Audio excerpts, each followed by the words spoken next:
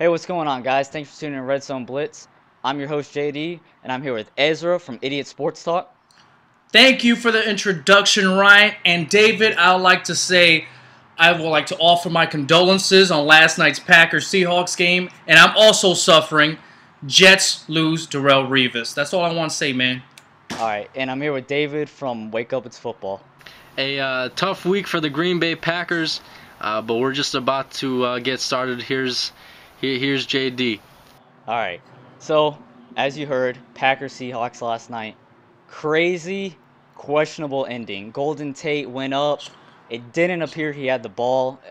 Jennings, the defender, looked like he had it in his chest, but they called Golden Tate the touchdown, called the challenge, still gave him the touchdown. Ezra, what do you think about this? Oh, first off, I want to say is don't use the words questionable, okay? Because it was clearly an interception. And people are bringing up this, oh, it was the right call based on the rule. The rule is if the defender and wide receiver both catch the ball at the same time and go down to the ground, the offensive player gets possession. But he never had possession of the ball. He grabbed the ball when they were on the ground. He put his hand on it. That's sexual harassment, okay? That's all he did. He did not have possession of the ball at any moment, Golden Tate. So the ball should have been an interception. That should have been the right call. And you have two refs. The guy that had a better view, the back judge, called it an interception. And the guy that was the forward of the touchdown, I don't know, by the cone, called it a touchdown. How did he see, when did he see Tate grab possession in the air? Because on the replay, he damn sure didn't have it. So it was clearly a blown call, and that, even by the rule, it was blown 100%, and Golden Tate has lost all my respect. Okay, I understand you can't blatantly go against the refs or go against your team after the game, but come on, you're lucky I can't curse on this channel, man. Don't BS me. Don't BS the nation. We saw what we saw, and now you just lost a lot of respect from the whole nation. And I'm just tired of talking about this replacement refs. I really am. This is disgusting. I made a rant video. David did too. It's getting tiring, and Roger Goodell, once again, thumbs up, man. You're doing a great job. I mean, everybody cammed up last night after that loss that the Green Bay Packers took. Everyone got on YouTube and started doing their thing. But the point is, backtracking a little bit here about the Seahawks and the Packers game. There were 24 penalties called. Many unsportsmanlike conduct penalties, many pass interference penalties, and just hitting on that last drive that the Green Bay Packers were defending the Seahawks, there was a play where Russell Wilson was getting chased after by Eric Walden. Eric Walden hits him after Russell Wilson throws the ball. Now, it wasn't a second or two after. It was a boom play, and they call a roughing the passer. Now, why that is significant, not only does it push the ball up 15 yards for the Seattle Seahawks, but the Green Bay Packers intercepted the pass that Russell Wilson threw. That should have ended the game right there. So, they give the Seahawks 15 more yards. Russell Wilson's trying to march down the field, and again, pass interference on the Green Bay Packers that looked like it could have been an offensive pass interference on Sidney Rice. So the ball gets pushed up yet again. Russell Wilson, last play of the game, everybody's seen the play. He throws it up to Golden Tate and somebody else. I don't know who it was. There was two receivers there and about 4 or 5 Packer defenders. MD Jennings clearly intercepted that ball. It hit him almost in the face mask. He grabbed it with 2 hands, reeled it into his chest, and as they were going down, Golden Tate then starts to fight for the ball. The back judge starts coming in. MD Jennings has the possession. He sees MD Jennings has a possession, so he waves the play off as an interception or as a touchback. The other ref comes in from no man's land. I don't know what he was watching. The only argument that can be made for this guy is he saw MD Jennings yanking the ball a little bit. And when you yank the ball like that, he would probably assume that Golden Tate had more possession.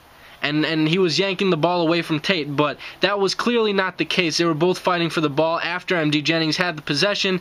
So yes, it was an interception. ESPN poll, 88% of the country agrees that it was an interception. So 9 out of 10 people agree that this call. David, even iPhone Siri knows that was an interception. Okay, it's incredible, man. And we're focusing on this play. The whole nation is focusing on this one play. But there's a lot of calls throughout these games that are being blown or not being called or they're incorrect. And it's 2 straight weeks now that is 2 huge deciding plays. Not as decisive as this in the outcome that can affect the playoff picture later on in the season. But it's got to stop already, man. Yeah, I agree. It's ridiculous. I agree. It's got to. So, like I mentioned in my rant video, 180,000 per team can get this done for the refs to come back. 180,000 is nothing. It's boggles that 180 million. 180,000. Yeah, and that's the other thing that people aren't understanding about this situation. It's a billion. It's billions of dollars is what the NFL makes every year. $9 billion a year. $9 billion a year. $9 billion a year. And they're fighting literally over pennies of those $9 billion. They don't want to pay the refs. They don't want to give them their pension.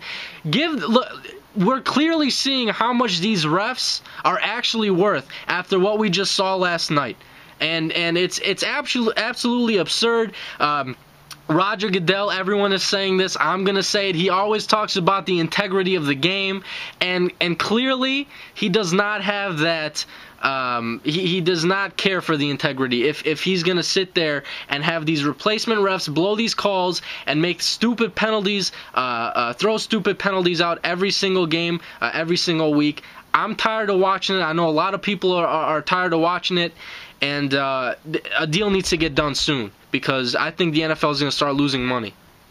Yeah, and if you lost because of that last play, let us know about it because ESPN estimated 67,000 people were affected by that last play because they either had Green Bay's defense or they were playing them or Golden Tate. Yeah, that was. I think in Vegas alone they lost $1 billion. Well, $150 million changed hands. No, they updated that number. Someone came out on ESPN and said it was updated to $1 billion. $1 billion.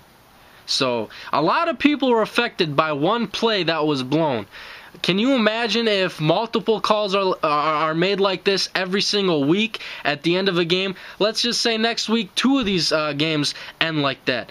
The NFL is not going to hear the end of it, and they need to start right now because the Green Bay Packers lost this game, and they should have won it. So a team was, go ahead. One last thing before this. The NFL, I think they came out with a statement saying today they defended that it was the right decision. But they also mentioned they should have called a Golden Tate offensive pass interference. And if so that's where the refs messed up. It was an offensive pass interference by Golden Tate. If they called that offensive pass interference, I don't know if many people know this. I believe if they called that penalty, the game would have been over. The game would have been over. There's nothing they could have done about it. So I mean, there were multiple times on that last drive for the Seahawks that the game should have been over but wasn't because either a penalty was thrown or wasn't thrown. So I mean it's just ridiculous. They need to get our refs back. They need to pay them the money, give them their pension, do what you need to do.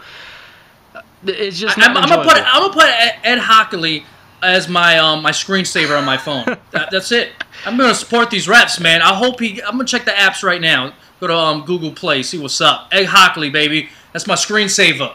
All right, moving on. So, guys like, you got Cam Newton, Michael Vick, Aaron Rodgers possibly, Drew Brees possibly, who hasn't really showed up so far this week or throughout the season. David, who is the best quarterback through week 4? Week 3, but going into 4, yeah, I know what you're saying. Look, point is, I like Matt Ryan right now. Matt Ryan, 3 games, he's thrown for 72% completion. That's impressive alone. Almost 800 yards in 3 games, 8 touchdowns, 1 interception. I like what he's doing. I like how his offense is looking. Young Julio Jones, relatively young Roddy White. He's what, 5-6 years in now. Old Tony Gonzalez, who's still producing. You got Michael Turner you can hand the ball off to, and their defense not that bad. I like the Atlanta Falcons right now as the NFC favorite. They're undefeated. They're 3-0, and they're playing really good football. So if I had to choose the best quarterback who's playing the best right now, it's going to be Matt Ryan. I'm going to go with Matt Ryan, like you just said. He's leading the league in touchdowns, QB rating. He's having a fantastic year, and he's got a bunch of weapons. I totally agree with you there. But I'm going with Eli Manning, even though he had a week one, all right? The man, last week, versus the Carolina Panthers, he's missing his top wide receiver. He's missing his starting running back. He's got a new tight end that hasn't scored a touchdown in 3 years. But with Eli Manning, he scored a touchdown 3 straight games. Martellus Bennett.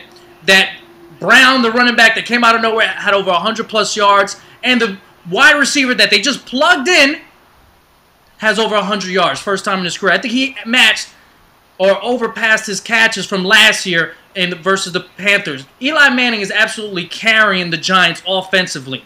He's doing this late in games. When they need him the most, he's coming alive. He's being that clutch player that the legend is of Eli Manning at this moment. I think Eli Manning, he may have not the Matt Ryan stats, but he doesn't have the playmakers either.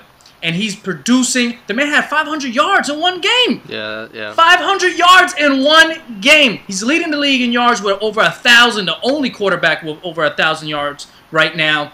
I think Eli Manning deserves that praise that he's the best quarterback right now. And you talk about Ryan, a.k.a. TJ. You said Cam Newton, Michael Vick. You better include Peyton Manning, Drew Brees, Aaron Rodgers, all the top guns, besides Ben Roethlisberger, have not played up to their standards. Tom Brady has only got 4 touchdowns. He's got a 1-2 record. I don't know what's going on with the top guns. Is it age? Is it all catching up to them in one season? I don't know what's going on here. But as of right now, I think Eli Manning is the boss of the NFL when it comes to the quarterback position. I mean, also a few honorable mentions. You can throw Flacco in there. And That's after right. 3 weeks, check this guy out. Christian Ponder, the Minnesota Vikings. I mean, he's been looking good for a second-year quarterback. So I'm buying into his stock right now. And he did defeat another guy too. I want to give some credit. Alex Smith. I can't believe I'm saying this. Okay, that man has looked like a different quarterback this year. They have a confidence in him now to lead this offense. I think he's more than a game manager with the 49ers now. That man is throwing with such confidence, poise, and like you said, Joe Flacco, he is also Flacco, Ryan, Alex Smith. What about RG? Are they the new wave of RG3? RG3, he's had some good games, but I'm not going to put him up there. He's had some good games. Andrew Luck, I mean, I don't know about Andrew Luck. But, he's thrown his fair share of interceptions, but he has. What are the Colts? No, the Colts are 1-2. They almost went 2-1, but they got beat out last minute by the Jags. I like Andrew Luck, man. I like what I've seen out of him so far. I totally agree. He's going to be that Pro Bowl quarterback in the future. But as to say he's one of the best quarterbacks right now, that's a little too much. Yeah, I agree. There's a Jake Locker. I mean, he just led beat the Lions in overtime, 44-41, 2 touchdowns, 400-something yards. I think he has a great future in this league. But once again, it's just a lot. Matt Schwab, he should get some credit to. The man just threw 4 touchdowns. Got his ear ripped over off. there. With his ear. Lots of people. So go ahead. Matthew Stafford, what happened to him also? The man's got 4 interceptions, only 3 touchdowns. I thought the Madden curse was supposed to affect Calvin Johnson. It's affecting a.k.a. T.J. Miller. If anyone knows T.J. Miller and Matthew Stafford, that must be his lost relative or twin brother. They look exactly the same. All right, guys. Thanks for watching. That's all we got for you today. Throw your comments down below what you think. Ezra, it was good having you back. Thank you for the invitation once again. Hopefully my performance was better this week. Darrell Revis, I'm going to miss you. And David, always great to have you. Thank you. Golden Tate, if I ever see you, you better watch out. All right. Ooh, he just threatened his... I can't say that. All right. But yeah, he threatened him. He thinks he can handle Golden Tate. But thanks for watching, guys.